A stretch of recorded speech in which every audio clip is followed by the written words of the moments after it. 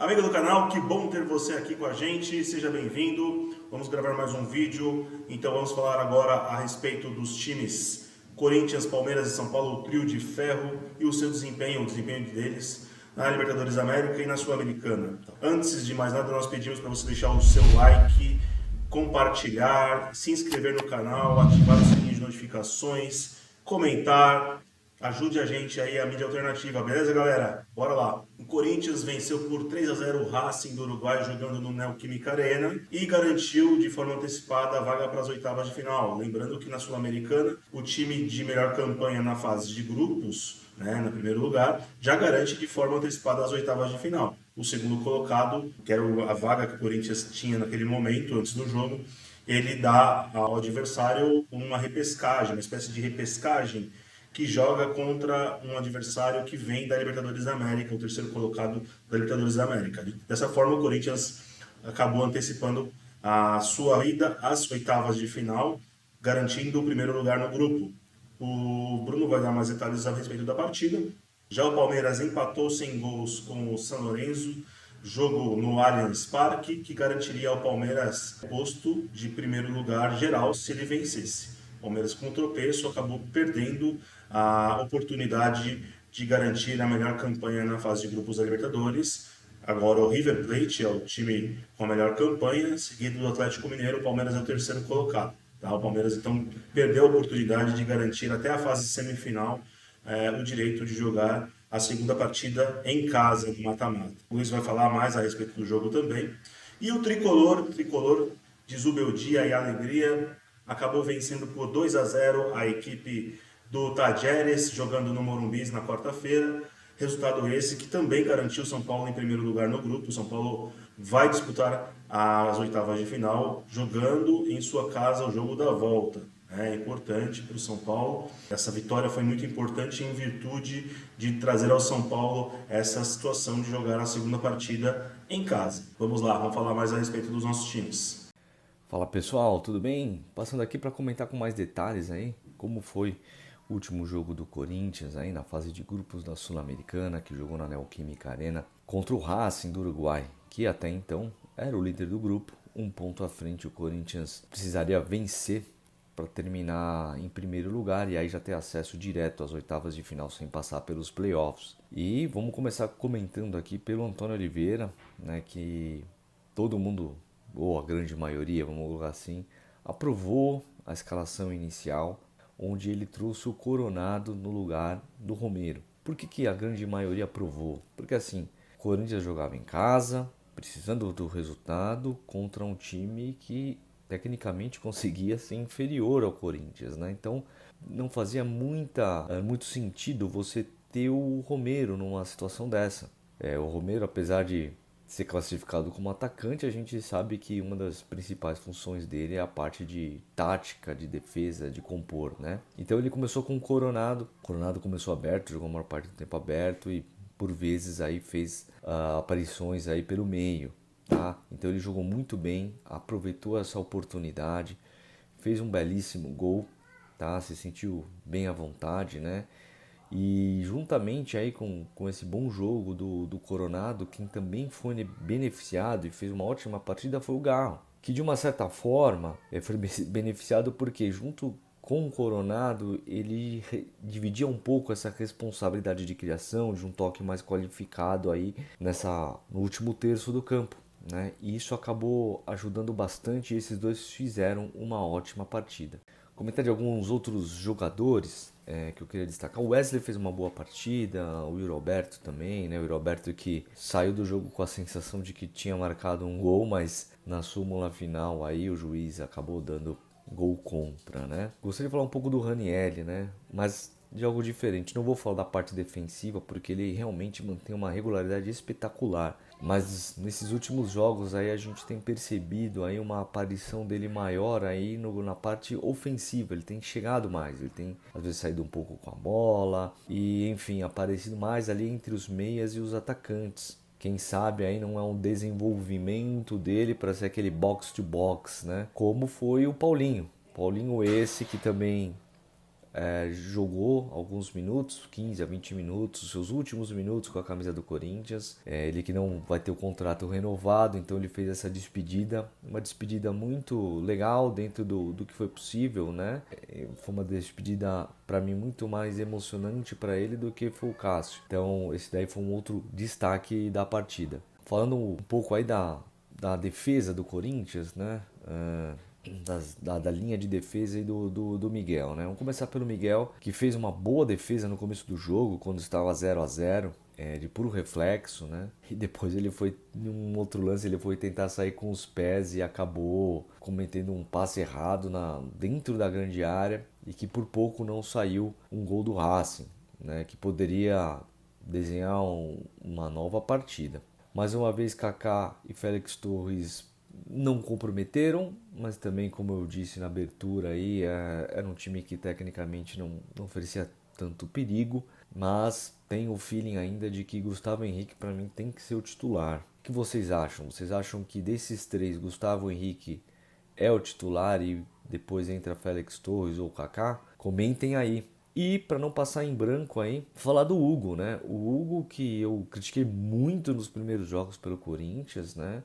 Tenho que confessar que ele tem tido um progresso. Longe de ser espetacular. Não estou falando que ele é espetacular, que ele é um craque, que já vai para a Europa. Longe disso. Mas pelo menos não tem comprometido, né? A gente consegue sentir uma segurança dele mais jogando, ele está mais tranquilo, então acho que é um bom momento dele aí. Quem sabe ele possa ter melhores rendimentos aí com a camisa do Corinthians. Na outra lateral, o Fagner se machucou, ainda no primeiro tempo foi substituído pelo Mateuzinho. Essa lesão aí deve durar algumas semanas, né? Então, por sorte, o Mateuzinho acabou de voltar e já vai ter mais uma sequência aí de titularidade. Em resumo, o jogo terminou 3-0 para o Corinthians, né? O Garro fez um belíssimo gol de falta, surpreendendo, né? Porque pela posição ali do lado da grande área, acho que todo mundo esperava um cruzamento. Ele surpreendeu, bateu direto, fez um belíssimo gol. O segundo gol aí o juizão deu para o aberto, como eu comentei um pouquinho antes, né? Foi um gol contra, né? De um cruzamento. E o terceiro gol foi um belíssimo gol para mim, mais bonito ainda do que o gol de falta do Garro, foi esse gol do Coronado, né? Que ele driblou ali os três jogadores do Racing e tocou na saída do goleiro no canto, né? Um jogo bem tranquilo, o Corinthians se impôs, não poderia ser diferente contra um Racing do Uruguai, fez valer também o mando de jogo e dá um gás porque o próximo jogo pelo Campeonato Brasileiro contra o Botafogo neste sábado, na Neoquímica Arena, às 21 horas. Um jogo complicado, o corintiano sabe que historicamente o Botafogo é uma pedra no sapato, mas que o momento do Corinthians aí dá esperanças de que a gente possa fazer um bom jogo e conquistar uns 3 pontinhos aí, tá bom? E aí galera, o que vocês acham? O que vocês acharam do jogo? Comente aí, um grande abraço, vai Corinthians! Vamos lá, galera. Vamos falar do Tricolor. O São Paulo que recebeu o Tajeres no Morumbi. O jogo da sexta rodada, o jogo da última rodada da fase de grupos da Libertadores da América. Um jogo que o Tricolor precisava vencer para garantir o primeiro lugar do grupo. E o Tricolor conseguiu a vitória por 2-0. Uma vitória difícil, complicada. O time do Tajeres é um time muito forte. É um dos melhores times da Argentina. Então o São Paulo tem que valorizar essa vitória 2-0 contra o Tajeres. Tá bom? Não foi um grande jogo do São Paulo, não foi uma grande apresentação do time do São Paulo, mas o time do São Paulo foi competitivo, o jogo foi um jogo muito duro, típico de Libertadores da América, né? Um jogo Brasil-Argentina, um jogo de muita rivalidade, de muitas enroscadas, muitas disputas, e o Tricolor acabou conseguindo a vitória. Gol de Lucas Moura, numa cobrança de pênalti, e um golaço do Luciano, que não vinha bem no jogo, fez um jogo abaixo, o Luciano, mas acabou fazendo um golaço e decretando a vitória do São Paulo no final da partida. Vou falar um pouco do jogo. O Zubeldia, na minha opinião, ele escalou mal o São Paulo.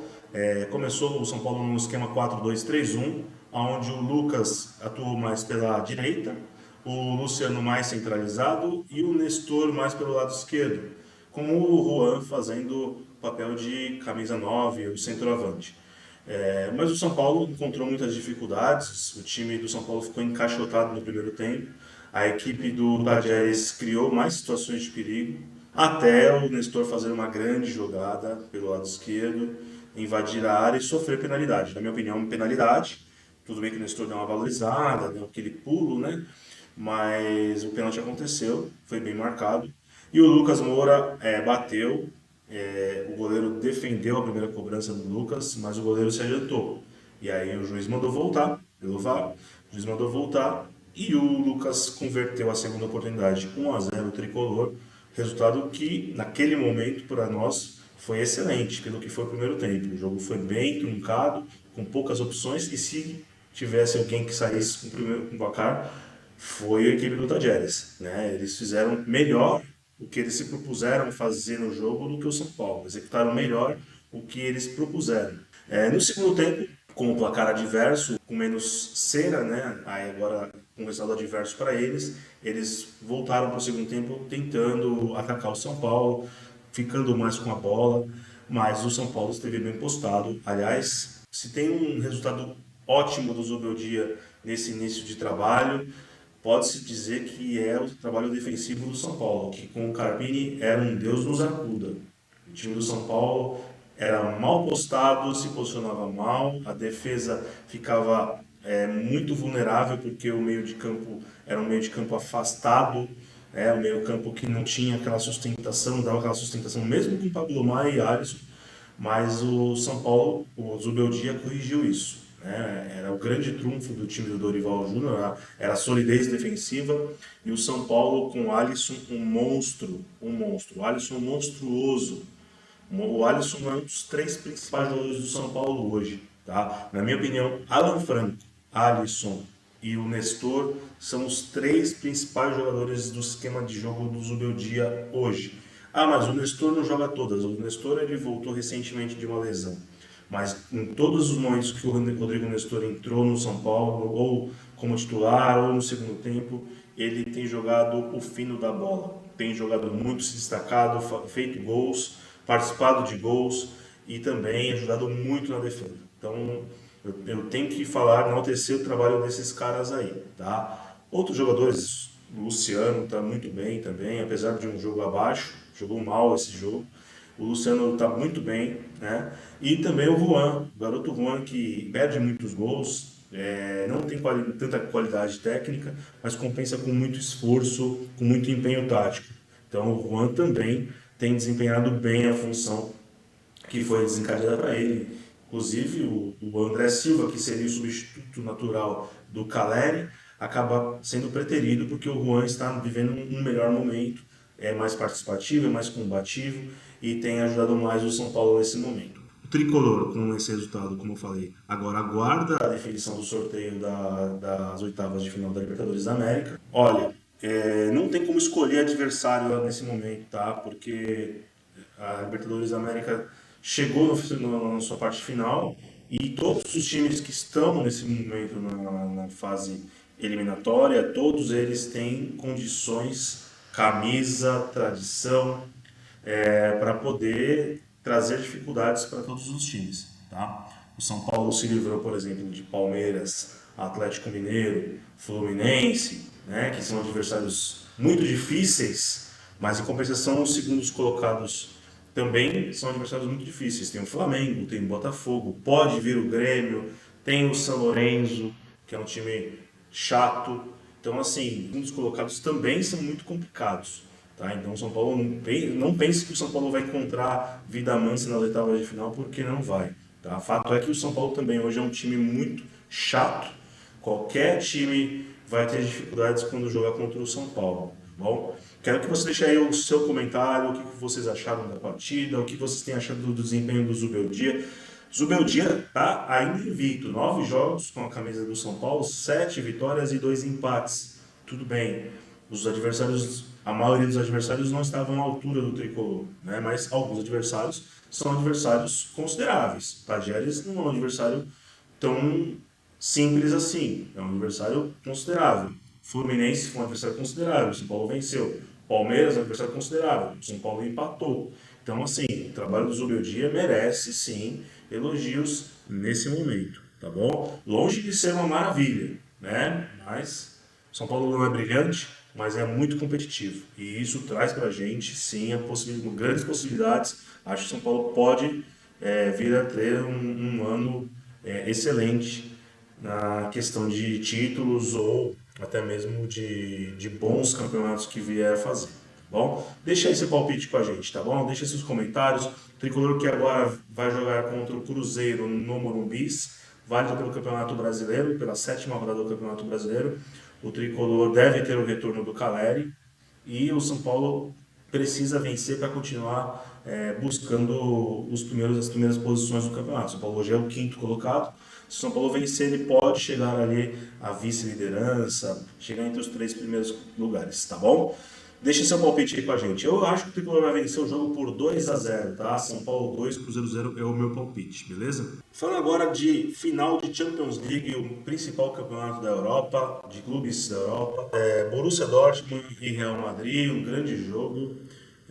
Eu acredito que o Real Madrid é o grande favorito dessa partida, né? Tem um time mais encorpado, um time com mais nomes, tem uma camisa que é absurda, né? Tanto é que é o maior detentor de títulos da Champions League. E o Borussia Dortmund, ele é um time que chegou aí, não tem grandes nomes no seu time, mas é o azarão, mas eu vou torcer pelo Borussia, tá? É praxe, né? A gente torce sempre pelo menor time ou o time que detém menos força ou menos títulos. Então o Borussia chegou e a gente vai na torcida por eles, tá? Meu palpite para o jogo na parte cronista, o Real Madrid deve vencer por 2-1. E na parte que me compete de torcedor, vou torcer para o Borussia Dortmund fazer um bom jogo e meu palpite seria 2-1 para o Borussia. Tá bom? Deixe esse palpite com a gente também aí, tá bom? Grande abraço, vamos Tricolor! E aí, meus amigos, e aí, meus amores, como é que vocês estão? Vamos falar um pouquinho aí do jogo do Palmeiras com o São Lourenço? Aliás, que jogo, né? A despedida do Endrick, que tchau, abraço, vai embora, chega, cansei também de falar desse moleque, já me irritou. Quer ir embora? Então vai pra sua casa, vai jogar no Real Madrid, não enche o saco não, velho. O torcedor tem que parar com essa história de ficar lambendo o jogador, a gente torce pro Palmeiras. Quer ir embora, quer fazer a vida dele? Podia muito bem renovar, ficar uns 2 aninhos aí pra ganhar alguma coisa igual o Neymar fez e quis ir embora. Então tchau, não vou perder meu tempo falando do Endrick, tá? Até porque ele não vem jogando porra nenhuma, então... valeu, obrigado, serviço prestado, o Palmeiras pagou pra você, você ajudou o Palmeiras, tá tudo certo, tchau. Ah, você tá sendo ingrato, não estou sendo ingrato não. Cara que fica um ano aqui não dá pra falar que é ídolo, beleza? Se ele voltar um dia e fizer 5 anos de Palmeiras, eu falo dele. Agora é apenas um moleque que vai tentar sorte na Europa. Ponto, beleza? Abraço. Em relação ao Endrick é isso. E não fiquem chateados com o meu destempero matinal aqui pra dizer, mas é a verdade, sabe? Tipo, a gente fica endeusando o jogador que jogou um aninho aí no Palmeiras, que, enfim, cara, eu me estresso com esse tipo de jogador, com essa vontade louca de sair do clube. Desde que eu vi a sala do Endrick, que não tinha nada em referência ao Palmeiras, só tinha coisas do Brasil, pra mim, enfim, chega de Endrick, beleza? Voltando ao jogo, o Palmeiras fez um péssimo jogo, Abel com péssimas decisões. Eu quero saber até quando o Marcos Rocha vai jogar no Palmeiras, tá? Até quando a gente vai ver isso? Até quando a gente vai ver o Rony sendo a primeira opção no banco? Ou às vezes até mesmo jogando como titular? Tá faltando um repertório. Eu não acho que o Richard Rios está funcionando no meio campo, tá? O Rômulo vem pedindo passagem e o Abel ignorando, né? Mais uma partida que o Piquerez também fez bem abaixo da média. Eu quero evitar de criticar um pouco o Piquerez, porque ele ainda vinha se salvando no ano, né? Mas caiu muito, né? A gente percebe a queda de alguns jogadores. Mas o que mais me preocupa não é o fato de ter um jogador jogando mal. Sempre você vai ter no elenco alguém que tá performando muito bem e outro que tá abaixo. Isso é normal. Isso é do jogo, tá? Todo time vai ter isso, vai ter jogador jogando bem e outro jogando mal. O problema do Palmeiras me parece tático. O Palmeiras está jogando mal taticamente, tá? Eu não vejo o Palmeiras tendo novidades dentro do campo. Eu vou falar daqui a pouco uma teoria que eu tenho e não sei, queria até pedir para vocês comentarem aí o que vocês acham disso. No mais, um estádio cheio, 40 mil pessoas, né? Foi a despedida do Endrick. A Mancha fez um painel lá pra eles, eu nem sei como é que se fala sobre isso, mas enfim, fizeram uma homenagem pros caras. De fato, São Lourenço veio na defesa, né? Pro São Lourenço era o empate que bastava para eles classificarem e eles conseguiram, 0-0. São Lourenço classificou aí em segundo lugar, o Palmeiras acabou com uma terceira melhor campanha. Ah, Luiz, até arrasada, péssimo? Não é isso. Só que a gente tá vendo um ano de muito equilíbrio. Me fala qual time tá jogando bem. Não tem ninguém jogando o fino da bola. Aonde eu quero chegar? Na minha opinião e na minha modesta opinião, esse campeonato, a Libertadores, tanto o brasileiro, a Libertadores e a Copa do Brasil, vai ser definido nos detalhes. Ah, parece clichê. Não é. Hoje nós não temos nenhum time jogando o fino da bola. Vamos lá, o Flamengo tá jogando bem? Médio. Atlético Mineiro deu uma caída. O São Paulo tá num bom momento? Tá, mas ganhou de quem? Eu não tô nem criticando, mas São Paulo pegou quem pra falar, puta, tamo jogando pra caramba? Você entende? O Corinthians deu uma levantada, mas o Corinthians tá disputando a Sul-Americana e tal. Mas se você olhar, não tem ninguém jogando bem. Então vai ser decidido como? No detalhe. Então acho que o Palmeiras tem que tomar muito cuidado nesse momento. Porque assim, agora já é oitavas de final. E no pote 2 a gente tem o Flamengo, a gente tem o Botafogo. Pode ter um Grêmio. Imagina um confronto Palmeiras e Grêmio, Palmeiras e Flamengo nas oitavas da Libertadores. Você acha hoje que o Palmeiras tem condição de eliminar o Flamengo? Tem condição de eliminar o Grêmio? Eu acho que vai ser muito no detalhe, você entendeu? Então assim, e a gente sabe que o Palmeiras, se eventualmente no detalhe for para um pênalti, a gente não tem goleiro para pegar. Você entende onde eu quero chegar? O Palmeiras ele está abaixo. Aquilo que o Palmeiras fazia de melhor, ele não está fazendo, que é o conjunto. Mas agora vem minha teoria, vocês vão entender. Pode parecer loucura, eu falei disso num vídeo no pós-jogo, né? Loucura, tô biruta, falando do Abel. Pode parecer loucura o que eu vou dizer pra vocês, mas eu tenho uma impressão de que o Palmeiras vai melhorar com a saída do Endrick. Por quê? Você que tiver aí com mais tempo em casa, pega os melhores momentos, ou se tiver mais tempo ainda, assiste o tape dos últimos 5 a 6 jogos do Palmeiras. Você vai ver que o Endrick estava jogando de camisa 10. Sabe aquele meia ali? É isso que ele estava jogando, de camisa 10. A bola estava totalmente direcionada para o Endrick. Eu não sei te dizer se isso daí aconteceu por ordem do Abel, ou se pelo fato do menino estar indo embora, ele quis também ter sempre a bola. Mas você via a todo momento o Endrick aparecendo como camisa 10 e não o Rafael Veiga. Tá? E isso, na minha opinião, estava atrapalhando o que o Palmeiras faz de melhor, que é a coletividade. Esse time do Palmeiras sempre foi isso, um time muito coletivo e que funcionava dessa forma. O jeito que o Palmeiras vinha jogando nos últimos jogos era totalmente voltado para o Endrick.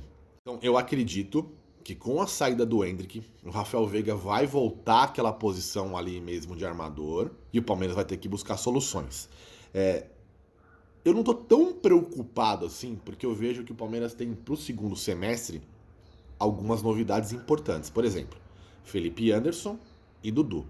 Então, provavelmente no segundo semestre, o meio de campo ali do Palmeiras, ali a parte final ali, é Veiga, Felipe Anderson, Dudu e um centroavante, que pode ser o Flaco, pode ser outra pessoa.